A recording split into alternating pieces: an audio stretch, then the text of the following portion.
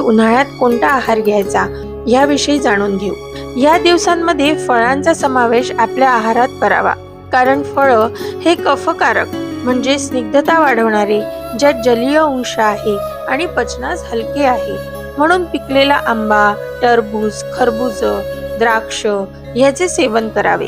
या दिवसात सगळ्यात मोठी आहारातील चूक जी लोक करतात ती म्हणजे या दिवसांमध्ये दह्याचा समावेश आहारात करतात। बऱ्याच लोकांचा असा गैरसमज आहे की दही हे थंड आहे। दही हे थंड नसून अभिषंदी आहे, पचनात अतिशय जड आहे आणि रक्तदुष्टीकारक आहे।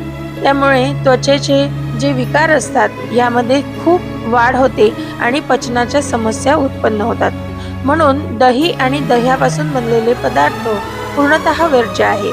तसेच ताकही उष्ण असल्याने या ऋतूमध्ये वर्ज्य सांगितलेले आहे। पण तरी सुद्धा जर ताक प्यायचे झाले तर जेवणाच्या शेवटी अर्धी वाटी ताक ताजे ताजे बनवलेले, त्यामध्ये खडीसाखर घालून, धण्याची पूड घालून, त्याला खूप जास्त पातळ केलेले ताक आपण ह्या काळामध्ये अर्धी वाटी घेऊ शकतो।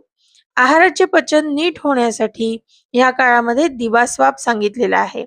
आयुर्वेदात जरी दिवास्वाप म्हणजे दिवसा झोपणे हे पूर्णतः वर्ज्य सांगितले असले तरी ग्रीष्म ऋतूमध्ये दिवसा झोपल्याने अन्नाचे पचन नीट होते आणि बलही वाढते।